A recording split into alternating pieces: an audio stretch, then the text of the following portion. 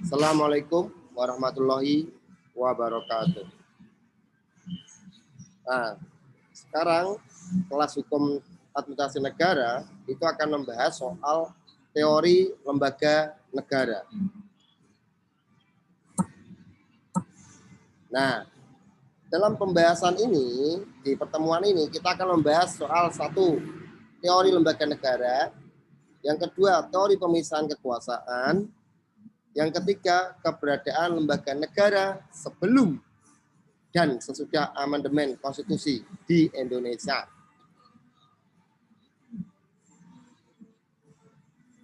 Mari kita membahas soal teori lembaga negara. Dalam teori politika, lembaga negara dimasukkan ke dalam 3 kategori ya, yakni 1 eksekutif, 2 legislatif, 3 yudikatif. Nanti kita akan bahas yang isu ini nanti di belakang. Yang kedua, lembaga negara juga bisa disebut sebagai state organ. Ini kalau bahasa Belanda ya. Bahasa Belandanya lembaga negara itu state organ. Yang artinya perlengkapan negara. Jadi lembaga negara itu adalah perlengkapan negara yang digunakan untuk menjalankan sistem organisasi negara. Jadi namanya negara itu ada sistem organisasinya. Disitulah lembaga-lembaga negara yang dijadikan alat menjalankan roda organisasi tersebut. Karena negara tanpa ada lembaga-lembaga negara, maka akan kesulitan untuk menjalankan tujuan negara itu. Tujuan negara adalah mensejahterakan rakyatnya atau melindungi rakyat. Nah, di Jerman, lembaga negara itu dibagi menjadi 2, yakni constitutional organ dan state organ. Nah, lembaga negara yang diberikan kewenangan oleh konstitusi disebut constitutional organ. Artinya di Jerman itu di konstitusi kan dijelaskan, misalkan Perdana Menteri itu dijelaskan, parlemen itu dijelaskan di konstitusi, ada di konstitusi, dituliskan di konstitusi. Itu namanya constitutional organ. Nah, yang kedua, state organ di Jerman itu adalah lembaga yang bertindak atas nama negara. Saya belum menyelidiki lembaga apa yang tidak tercantum dalam konstitusi dan namun ia bergerak untuk negara. Ini di Jerman. Misalkan mungkin saja itu kelurahan. Kelurahan itu tidak tercantum dalam konstitusi, tapi ia menjalankan tugas negara. Nah, tapi yang terpenting dari itu adalah di Jerman itu terbagi menjadi 2, constitutional organ dan state organ. Kalau constitutional organ itu lembaga negara yang diberikan kewenangan konstitusi. Yang kedua, state organ itu adalah lembaga negara yang tidak tercantum, yang tidak diberikan konstitusi, kewenangan oleh konstitusi, tapi menjalankan tugas negara.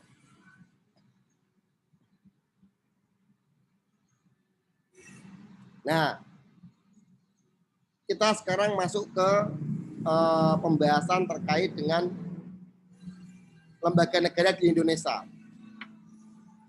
Kalau dilihat dari fungsinya, lembaga negara di Indonesia terbagi menjadi 3. 1, lapis pertama, 2, lapis kedua, 3, lapis ketiga. Kalau lapis pertama itu adalah lembaga tinggi negara primer. Ini kenapa disebut sebagai lembaga tinggi negara atau primer? Karena mendapatkan kewenangan langsung dari Undang-Undang Dasar atau konstitusi. Nah, yang mendapat kewenangan langsung dari konstitusi itu di Indonesia adalah Presiden, DPR, DPD, MPR, MK, MA, dan BPK. Itu disebut lapis pertama, karena secara detail diatur tugas dan fungsinya itu diatur di konstitusi. Bisa dicek sendiri Nanti saya tugas kewenangan konstitusi, tugas kewenangan presiden itu apa, tugas BPK itu apa, tugas MK itu apa, tugas kewenangan BPK itu apa, itu tercantum jelas di konstitusi.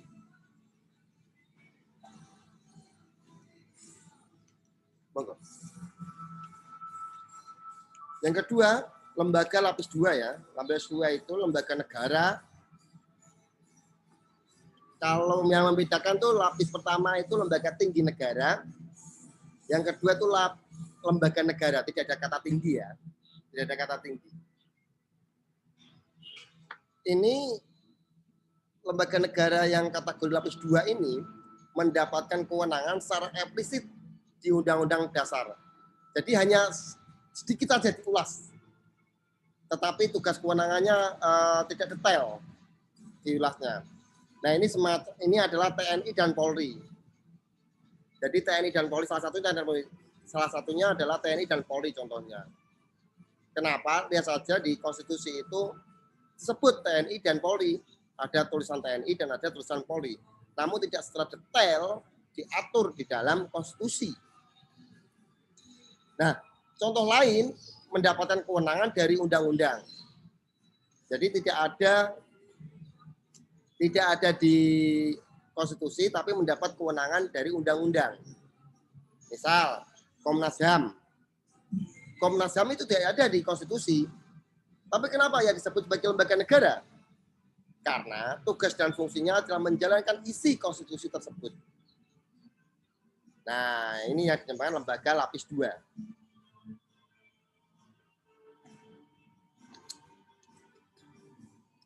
Terakhir, lapis ketiga. Ini lapis ketiga itu semacam lembaga daerah lah.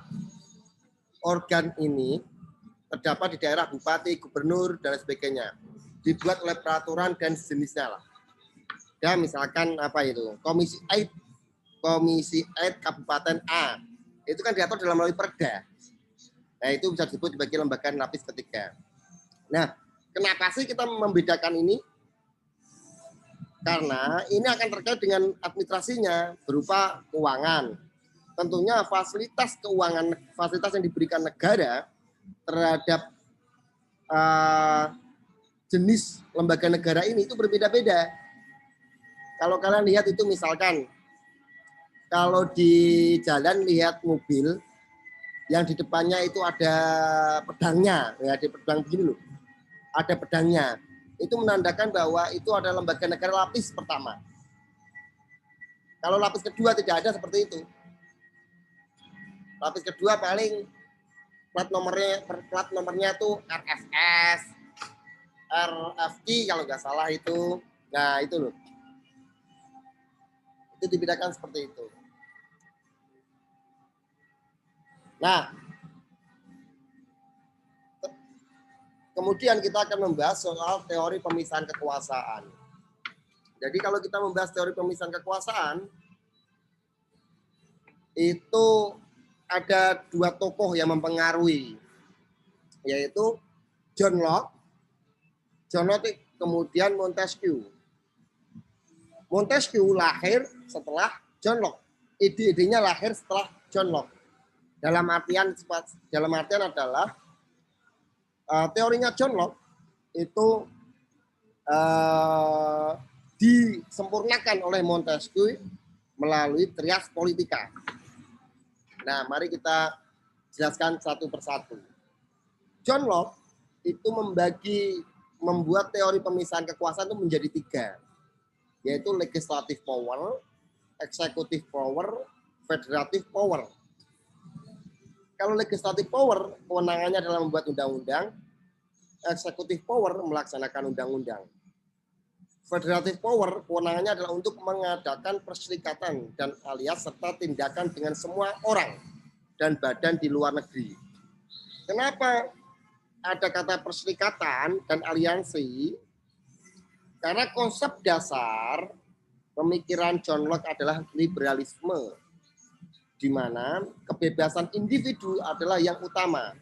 Akan tetapi negara tidak boleh dikuasai oleh seseorang atau lembaga yang absolut.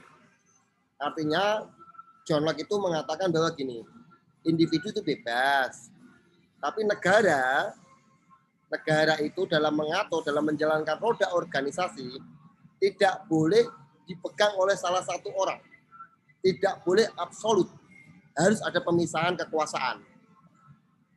Supaya tidak otoriter. Ya gitu. Biasanya John Locke itu gitu. Tapi membebaskan rakyat individu itu menjadi bebas. Ini biasanya Amerika. Amerika itu kan individu bebas. Yang kedua, kita akan membahas mengenai Montesquieu yang mencetuskan teori trias politika, di mana dibagi menjadi tiga, legislatif, eksekutif, yudikatif. Sama, legislatif itu membuat undang-undang, eksekutif itu penerap undang-undang, yudikatif itu semacam pengawas, penengah atau wasit. Jadi gini, legislatif membuat undang-undang, eksekutif menerapkan. Jika ada sengketa terkait peraturan perundang-undangan atau kewenangan atau lain sebagainya, harus diselesaikan oleh wasit, yudikatif. Yudikatif itu maka ini yang kemudian dikatakan sebagai menjadi penengah. Yudikatif itu peradilan. Nah, konsep dasar yang dikeluarkan oleh Montesquieu adalah soal konsep pemikirannya adalah saling mengendalikan, check and balance. Jadi tidak ada kekuasaan penuh, check and balance, saling mengawasi. Legislatif, eksekutif dalam bekerja diawasi oleh legislatif karena ia pembuat undang-undang. Gitu. Nah, kalau ada problem hukum, karena ini negara hukum, maka mengadunya ke yudikatif, ke pengadilan untuk melakukan putusan. Setelah itu kita akan membahas soal keberadaan lembaga negara sebelum dan sesudah konstitusi. Nah, di Indonesia sebelum konstitusi, susunan ketatanegaranya begini, MPR, ini MPR. MPR, kemudian di bawahnya ada DPR, Presiden, BPK, Dewan Pertimbangan Agung, kemudian Mahkamah Agung. Jadi MPR itu lembaga tertinggi. Maka dulu ada istilah lembaga tertinggi negara dan ada lembaga tinggi negara. Kalau sekarang ada lembaga tinggi negara, tidak ada kata tertinggi. Oke, kita lanjutkan. Kenapa MPR sebagai lembaga tertinggi negara? Karena ia mandataris. Artinya, ini tempat majelis permusyawaratan rakyat. Kedaulatannya tertinggi. Presiden di bawah MPR, BPK di bawah MPR, Dewan Pertimbangan Agung di bawah DPR, MA di bawah DPR. Ini berarti MPR itu mempunyai kewenangan tinggi, kewenangan tertinggi.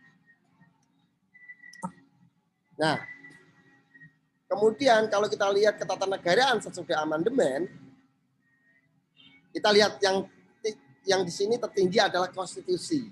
Nah, artinya tidak ada lembaga tertinggi lagi. Karena yang tertinggi adalah konstitusi. Sedangkan konstitusi itu bukan lembaga, tetapi hukum. Nah, dari sini kemudian MPR, di dalam MPR itu ada DPR dan DPD. Di dalam rumah MPR itu ada DPD dan DPR. DPD dan DPR itu filosofinya check and balance, saling mengawasi. Ada pengawasan check and balances di dalam rumah itu. Kemudian Presiden, Badan Pemeriksa Keuangan, Dewan dan MK. Ini yang dulu ya. Yang dulu, sekarang itu MK. Ini MK, ini salah ini. Sekarang itu adalah MK. Jadi DPA menjadi MK. Sorry, ini salah ketik. Nah, disinilah kemudian ketatanegaraan meleburkan dari sudah tidak ada yang namanya majelis tertinggi, tapi adalah majelis tinggi. Sudah tidak ada namanya lembaga tertinggi negara, adanya lembaga tinggi negara. Lembaga tinggi negara itu seperti tadi yang kita ulas, ada lembaga yang tercantum secara detail di konstitusi atau Undang-Undang Dasar 1945. Nah, dari sini penjelasan saya. Kalau masih kurang paham bisa komen di YouTube saya yang besok kita akan bahas. Demikian, assalamualaikum warahmatullahi wabarakatuh.